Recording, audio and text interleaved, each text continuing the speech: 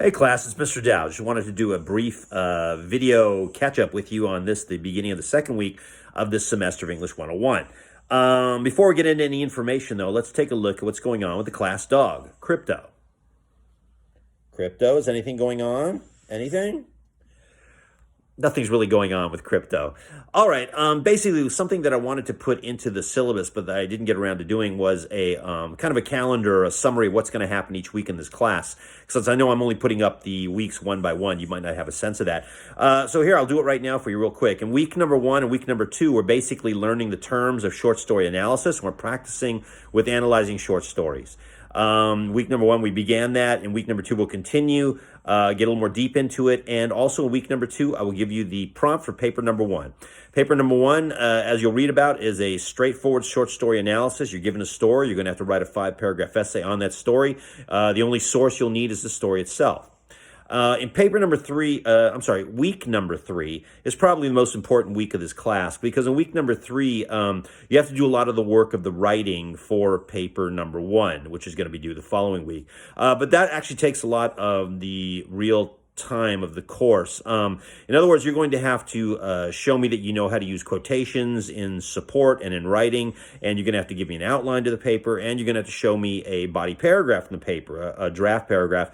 And all those assignments, those 3, they're all assignments that you have to do them until they're acceptable, which means that if you're having trouble with it, or you don't understand something, or you could do better, I'm going to be sending you messages about that and ask for a resubmission.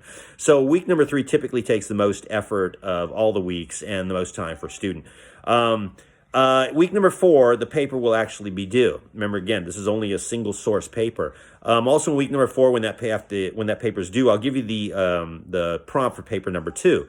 Now, the subject from paper number 2 is directly related to paper number 1, so it's not like you're doing 2 separate papers. Really, paper number 2 is an extension of paper number 1. The only difference is that paper number 2 relies on research beyond the short story itself. So in paper number 2, you will, like I said, get the prompt on week number 4, and you'll also begin doing research for that paper and learning how to annotate a source. Week number 5, you continue the research for that paper. You move from annotation of the source to taking formal notes, and you will also learn about what you do if you're going to rewrite paper number 1. A lot of people end up wanting to rewrite paper number 1, which is fine. You can rewrite that paper, but that's the week where you'd have to kind of pin it down, because I'll have the papers all graded and returned early in that week.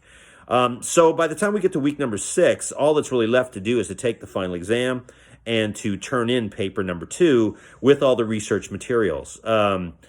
It sounds very, it sounds simple and organized as I'm just sort of reciting it here by memory, but it is that's a lot of stuff to do in 6 weeks. So once again, try to keep up as much as you can. Send questions as soon as you have them. If an issue comes up, let me know. Don't wait. But that's kind of where we're going this semester, right? So you will see you're in a group for your paper number 1 this week when you first read the story, and you do a group discussion on the story, kind of start working with the terms using that story.